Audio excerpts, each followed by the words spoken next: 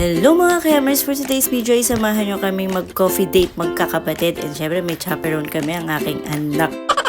At first time nga lang namin matatry dito sa coffee shop na to, kaya let's go! And dito namin napiling mag-coffee date sa My Bot First Coffee. Dito lamang yan sa Del Pilar, Zaragoza, Nueva Ecija. Along the highway lamang siya, kaya napakadali lang puntahan. At pagpasok pa nga lang ay nagulat ako dahil napaka-spacious pala niya. Dahil pag sa labas akala mo siyang maliit at napaka-cozy ng loob niya, kaya naman super marerelax ka plus yung music nila. And ito yung mga menu or services na kanilang ino-offer. Napaka-reasonable ng price at very affordable.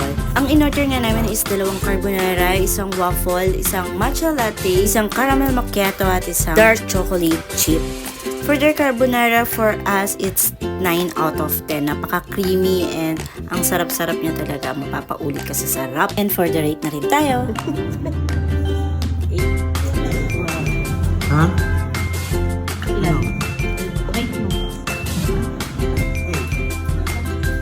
And para naman sa aking caramel macchiato na favorite flavor ko sa lahat ng coffee ay 8 out of 10. So disclaimer lang mga kayamers, ang aming rate ay base lamang yun sa aming panlasa. So may kanya-kanya tayong taste buds, panlasa. Kaya naman I highly suggest din na puntahan nyo itong Bot First Coffee kasi mag-e-enjoy din kayo lalo na yung sa atmosphere ng kanilang coffee shop. And ayan na finally na-serve na sa amin yung waffles na order namin. And for this waffle, we will rate it as 7 out of 10. I hope ma-improve nila yung texture ng waffles and yung pinaka-syrup, yung chocolate syrup nila.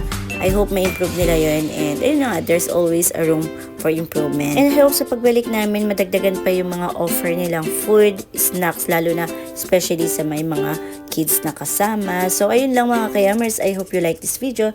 To God be the glory. Bye-bye. I love you all guys. Mwah.